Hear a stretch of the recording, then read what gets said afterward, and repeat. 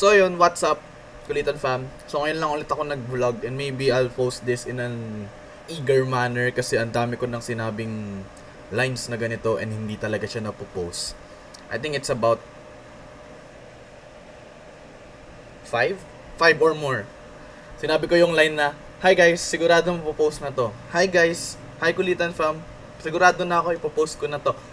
Pero none of them are in public. So yeah, we're gonna do something new today. So anyways, as you can see, we have our new setup right here. Gamit natin yung PC that is sponsored by Mika and Maru. So thank you to them. Anyways, ayun nga, to clarify what's happening today, I've been in new interest sa iba't ibang mga bagay.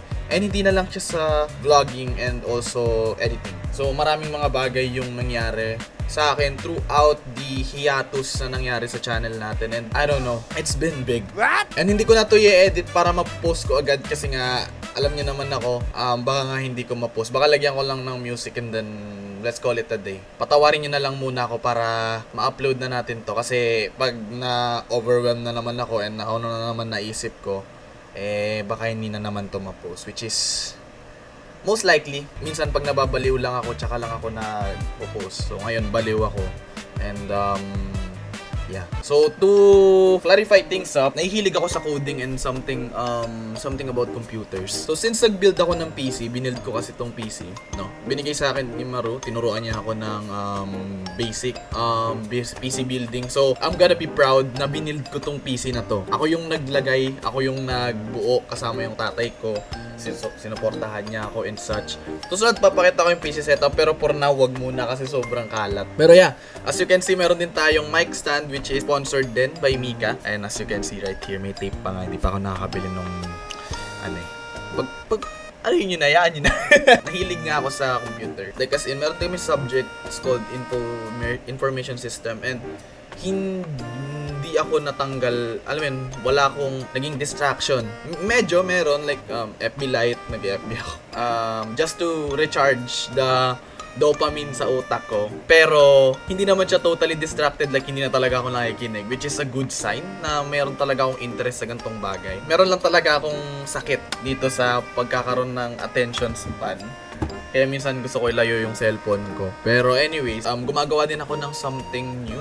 Nagtatry ako mag-code sa Sheets, Google Sheets kasi wala akong Excel. Nagtatry ako mag-code there, pero hindi ko pa siya talagang kabisado. Gusto ko malaman yung language para ma-integrate ko siya dun sa system. Kasi may balak akong gawing application which is sa susunod ko na i-announce kasi baka di ko magawa. Pero it's a good opportunity kasi may pinagawa sa akin yung girlfriend ko. Shoutout to Bobby.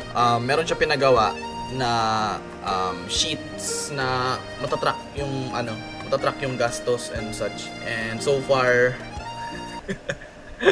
ay ano lang naman. So far it's good. It's working, it's good. Pero hindi ako satisfied doon sa ginawa ko, which made me think na pwede pa tayong gumawa ng something new about that. Pwede natin siyang integrate ng mas maayos. Kasi for now, manual input siya na may conditional formatting, which is a good thing din kasi nakikita niya talaga yung mga gastos niya. Kasi ayaw niya daw gumastos ng matindi this October, pero kung makikita niya yung sheets na yon, puro pula. And yung pula meaning nun gumastos siya ng sobra sa budget niya. First week pa lang yun First week pa lang yun. Sorry kung na I was laughing kasi sabi ko sa kanya, yung pula na yon is dapat iniiwasan, hindi dinadagdagan.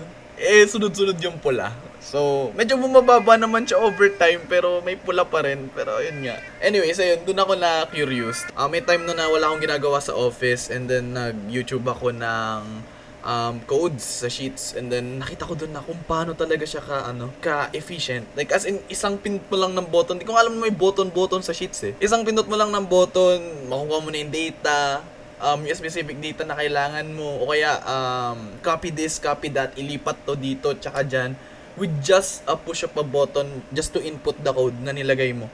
And yung code na yun, sabi ko sa inyo, it's so cool. It's magnificent. Yeah, I've used a big word for that kasi it's so cool.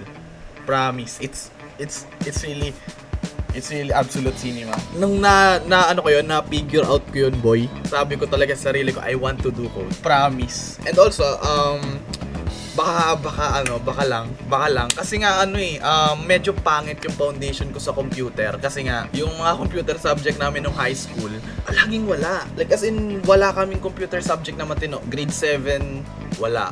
Meron pero hindi siya matino magturo. Like, sabi natin may subject kami for computer pero hindi kami aakyat ng computer lab.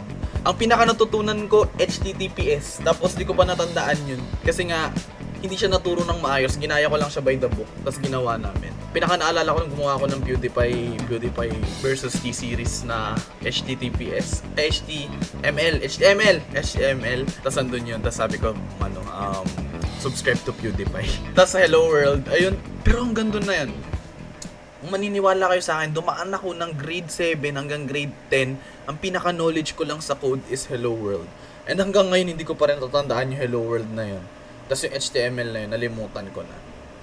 Kasi nga, hindi siya na-integrate ng maayos. Kumbaga, yung high school ko, hindi siya focus sa computer. Di ko lang alam ngayon kung focus sila sa computer kasi nga, syempre, modern age na. I'm not bashing the school, pero dapat maghanap sila ng teacher na, sa computer. Kasi nga, hindi talaga siya na-integrate sa school namin nun. Ngayon college, sa pa yan. Akala ko matututunan ko na yung computer programming na yan nung first year. Pero nangyari boy, hulaan yung nangyari. Hindi rin nagtuturo yung teacher namin boy. Promise, she just gave us a grade and then let's call it a day. That's it. Which is a letdown kasi nga gusto ko naman siya matutunan. C++ and everything. Kasi sometimes kasi kailangan mo lang ng something eh. Like kailangan mo lang na magtuturo sa'yo. Kailangan mo lang na magpupush sa'yo para ma-figure out yung ganung bagay. Kasi kahit sabihin natin na napakaraming information na sa paligid, may YouTube, may everything. Hanggat wala yung drive or wala yung parang tagatulak mo, I think hindi siya gagana eh. So sabihin natin wala kang motivation, hindi talaga siya gagana. Or wala kang something na sinusolve, hindi siya gagana. As for me for my experience, ganun siya. Pero natutunan ko rin sa life ko na hindi talaga kailangan ng motivation. Kailangan natin is discipline. Kailangan mong gumawa para malaman yung bagay na yun. Yung walang motivation, walang self-help books or any shit na makita mo sa YouTube ang magbibigay sa'yo ng drive. It's your own discipline and kung gusto mo talaga siya matutunan, aaralin mo talaga siya kahit wala yung mga yun. Kahit wala kang group na mahilig dun o kaya wala kang shit na kasama dun or like anything. There's none kung wala kang self-drive. So yeah, pansin nyo naman, baliw talaga ako today. And minsan nangyayari to, just to share. Minsan pag nagkakape kasi ako, it's the double-sided yun. It's either nababaliw ako like this, my mind is pure knowledge, or lugmok na malungkot, nade-depress, nag-overthink, ganyan. It's either of the two. So kapag maganda yung tama ako dun sa certain na kape na yun, yun yung iniinom ko. Pero minsan, pag habang tumatagal siya, nalulugmok ako. So nagpapalit ako ng kape. So ngayon, ang gamit kong kape is Kopi Ko Brown. Sabi ko kasi para medyo onti lang yung tama. Kasi onti lang talaga, medyo onti lang naman tama ng Kopi Ko Brown. Mas matindi pa rin yung Nescafe Original. Not sponsored by the way. Tinitigilan ko na paunti-unti magkape. Tulad kahapon, di rin ako nagkape. But anyways, ayun nga, just to share, I'm into coding. And maybe someday makakita kayo ng application na ginawa ko. Or Excel file, ganon. Sana. Let's hope na magawa natin siya in a way kasi medyo natitripan ko siya actually. And it's a good sign na natitripan ko yung ganung bagay kasi nga that means I'm having fun doing something.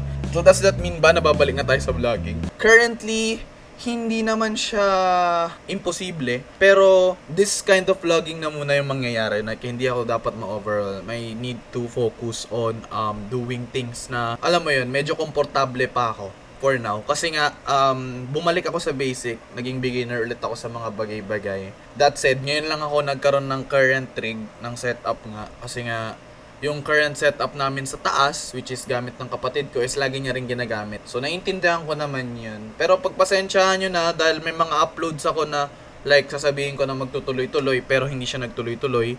Kasi nga, may mga nangyaring bagay na hindi natin na-anticipate. And, yeah, I think that's it for today.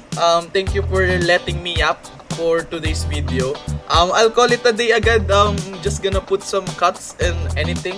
And yeah, salamin nga to ng kapatid ko. So anyways, thank you so much everyone for supporting the visualizer also. Panoorin niyo yun. It's a good project that I made. I made it for 2 hours or less.